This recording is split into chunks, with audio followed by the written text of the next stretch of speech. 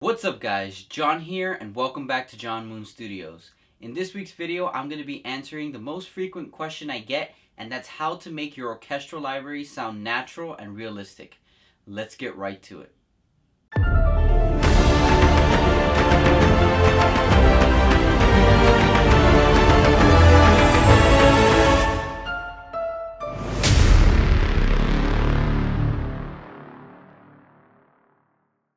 If you're watching this video, you're most likely a beginner composer trying to impress directors and producers with your amazing orchestral libraries, and you should definitely have one of these inside of your rig. This is the Nanokontrol 2 by Korg. I can go ahead and leave that link down below in the description if you want to go ahead and purchase this bad boy. I believe it was $70, and what this is a control surface / MIDI expression controller. You can control the dynamics in your orchestral libraries in real time in whatever DAW you use, so you don't have to actually draw them in with the pencil tool. So the way I have this mapped out is this first fader here is MIDI CC 7. Which is volume. This is MIDI CC 1, which is modulation, and this is MIDI CC 11, which is expression. I really don't touch the rest, so this is all that I really need. You can go ahead and change any of these parameters inside of the software, where you could download for free at korg.com. I will link that down below in the description, so you can change any of these pots to whatever MIDI CC control you want. I will also include a MIDI CC graph or diagram where it shows what each MIDI CC controller does, and that way you can figure out if it's useful for you to have a specific one, and you could lay it out or map it out on this however you want. Also, one thing to note, programs like Contact allow a right click on whatever parameter and learn MIDI CC, and what that means is that if you right click on, let's assume it's a cutoff or a filter, you can go ahead and right click and click where it says learn MIDI CC. You could just turn one of these knobs or move a fader and it automatically learns it. That way when you open up your project, that specific knob will control that parameter in the sample library. So now we're going to go ahead into the computer and we're going to see the software where you can map out these MIDI CCs, how to register them inside of the Korg Nanokontrol 2, and then how it actually works inside of the DAW.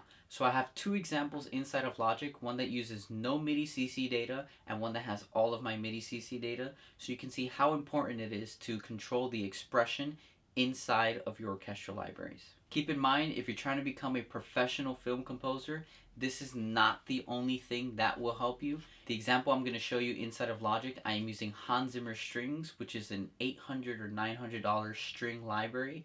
So you do have to invest quite a few dollars if you want to get the best orchestral sounds in order for them to sound realistic and natural. Unfortunately, Logic's stock orchestral samples probably won't cut it. Okay, so we have the screen here. This is the Korg Control Editor, where you can go ahead and map out whatever buttons you want to be any MIDI CC controls. So this is the Orchestra key mapping that I have here. So this is, like I said, MIDI CC 7, which is volume. And again, you can go ahead and change the numbers here, so you can put it to whatever numbers you want. In this case, it's MIDI CC 7. So as you can see here, also it says slider number 1.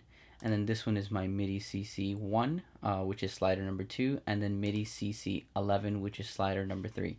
And that's pretty much all I have. So all you would do at this point is go ahead and press save. So you would save this MIDI CC control. So after you save it, please make sure you do this step. This is very important and will save you 2 hours, because I know when I first got this, I was going crazy because I couldn't figure out how to make it work. So what you need to do is after you save it, it's going to be saved to a specific folder inside your computer, so don't worry about the location of it.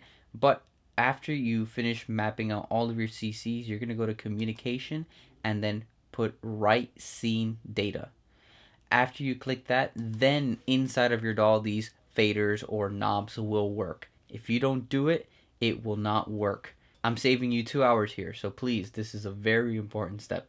So now that we figured out how to use this software to map out your MIDI CC data on the device, now we're going to go ahead and look inside of Logic to the exercise where I have no MIDI CC data, and then all of my MIDI CC data, so you can see what a big difference it makes and what more of a natural and realistic sound these orchestral samples will be because of this MIDI CC data.